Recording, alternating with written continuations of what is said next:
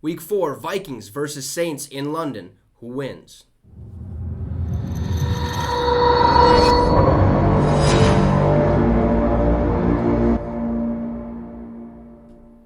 What's up, Vikings Nation, and welcome to the Minnesota Vikings Syndicate. I'm your host, Trey Wicks. Now, before we get started, make sure to hit that subscribe as well as the notification bell, as we're trying to get the channel to 400 subs by October 1st. All you have to do is hit the subscribe right now, and you can help me reach my goal. So if you want endless amounts of Minnesota Vikings content, do so now. Let's get right to it, okay? Vikings versus Saints in London. This game is going to be very, very fun, okay? It's going to be exciting, especially being in London. We've only played over there twice, and we're 2-0. Why not be 3-0? Actually, be the first 3-0 team ever in London. That would be awesome. We are currently the favorites right now at 2.5 points. The Saints are the underdogs, but I believe that's simply due to the fact that they are injured, like literally everywhere, okay? They have injury problems. There's a question mark at quarterback, wide receiver, running back, tight end, literally anywhere you can think of, they probably have a question mark and an injury at that position. So that's probably why the Vikings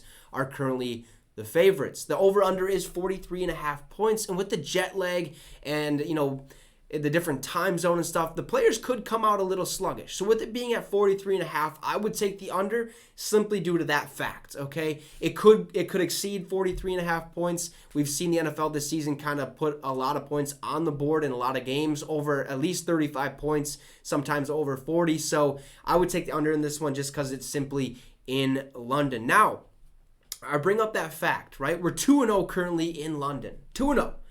We could be the first ever 3-0 team in London. And that is something we need to do, something we need to grasp, okay? And in order to do that, we have to do these three things to win that ball game. Starting off with stop the run game. Stop Alvin Kamara. Stop Mark Ingram. Because if you don't, they become a two-dimensional offense when they can run and they can pass. But if you take away that run game, you make them beat us through the air. Yes, I know that's scary. Our secondary isn't that great. But they haven't been that great as an offense slinging the ball downfield. Chris Olave, I believe, is their leading receiver with Michael Thomas right behind him. Michael Thomas does have 3 touchdowns, so we got to slow him down.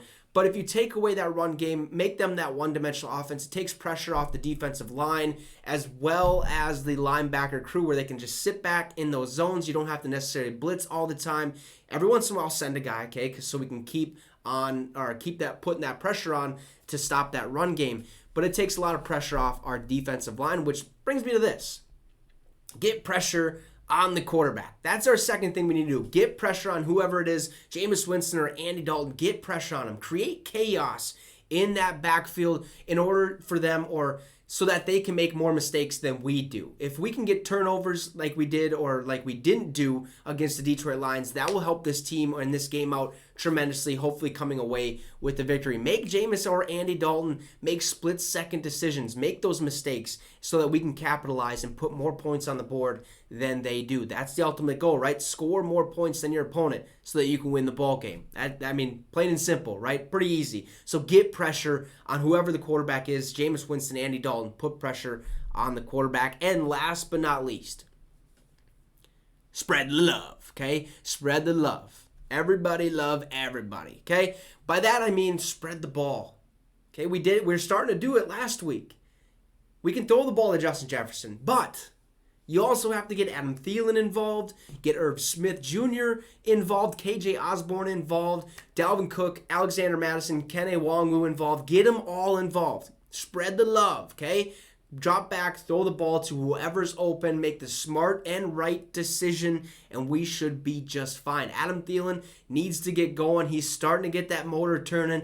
Now let's put it on full blast. Let's get him really rolling and score that 51st touchdown and break some more records and whatnot. But those are the three things. Stop the run game, get pressure on the quarterback, and spread the love. By that I mean spread the ball. So do the Vikings become 3-0 in London? You can let me know in the comments what you believe is going to happen this game and what they need to do to ultimately come away victorious. So have a great rest of your day. We'll see you guys tomorrow. And what? Skol Vikes.